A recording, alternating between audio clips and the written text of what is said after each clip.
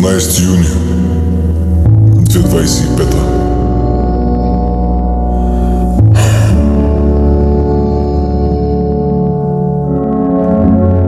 Всичко започна като на филм, перфектно беше.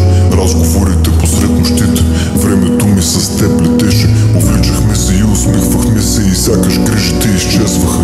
Така естествено нещата се развиваха, дните напредваха. Заобичахме се, заричахме се, с най-красивите думи наричахме се. Бариерите събличахме, докато останем наголо. Показахме си уязвимост, гарда не падна додолу. Май намерих правилното момиче.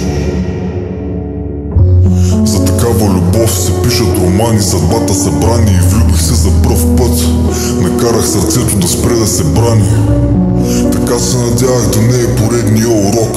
Дано да не е поредния урок, защото още уша от предния урок. Но честно казано, аз бързо започнах да осъзнавам, че сме твърде различни и че явно това между нас ще изисква промени, и то твърде драстични. Знам, че любовта е работа, не това е сложното. Сложното е да си отговоря къде е границата на здравословното. Първоначално не мислех, че е кой знае какъв проблем, нали с времето ще се нагодим. Важното е да си тук до мен. Продължих така, но таих така. Усещах, че отвътре не съм добре. Не можех изобщо да мисля трезво. Вътре в главата ми мътно бе и не би трябвало да е така. Ама ето на, тука сме.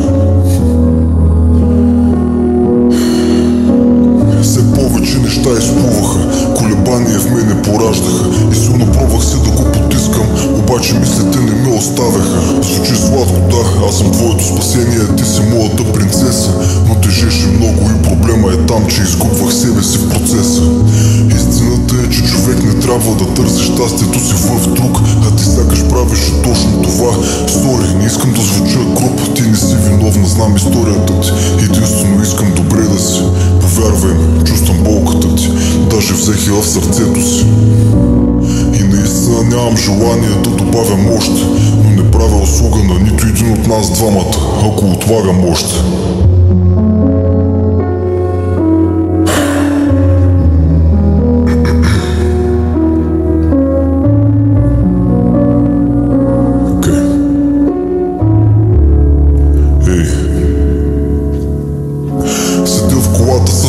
Черен облак над главата ми и сам съм. Бързо шофирам към нашето място. Казахте, че до 5 минути там съм. Решението взето е вече и всяка една секунда ме убива. Мъчи ме не просто това, че не знаеш, а факта, че даже и не подозираш. Паркирам, но доста иронично, мястото си не намирам. Напомням си, че трябва да се държа мъжки, емоциите си да ги контролирам. Стягам се, излизам смело и решителност усещам, но я усещам до момента, в който те срещам. Няма да го забравя, ти се зарадва да ме видиш. Беше толкова спокойна, за част от секундата позабравих. Сякаш всичко отново си беше наред, но се върнах в гадната действителност и вината в мене стана двойна. Видях притеснението в очите ти, когато ти казах, че трябва да говорим, и в този момент се почувствах като предател. Дупка в душата ми се отвори. Как мога да накарам това мъчение да спре? Съществува ли мил начин да разбиеш нечие сърце?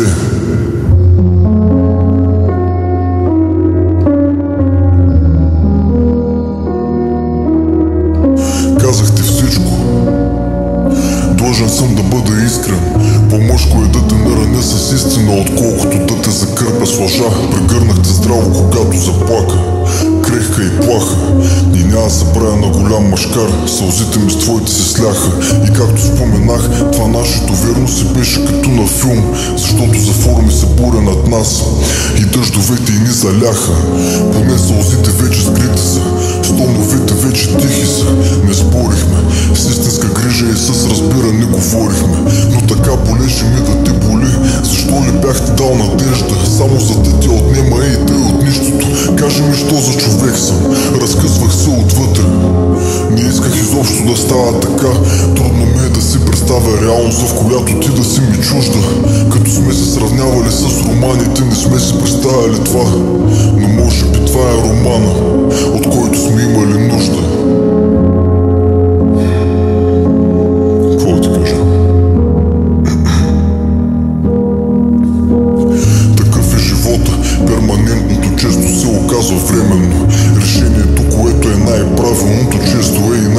болезнено. Защо се налага да страдаме? Сега може и да не разбираме, но пък в болката има уроци и понякога след години ги разкриваме. Би било долна лъжа, ако кажа, че не ми липсваш и до ден днешен, че не се виня до ден днешен, че мисля себе си за безгрешен.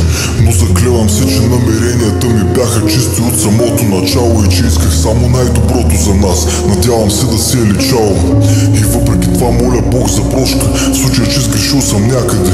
Може би грешката ми е била, че въобще в това филм въвлякахте, но поглеждайки назад не бих променил развоя на нещата, защото човек не се учи да плува без да влезе във водата.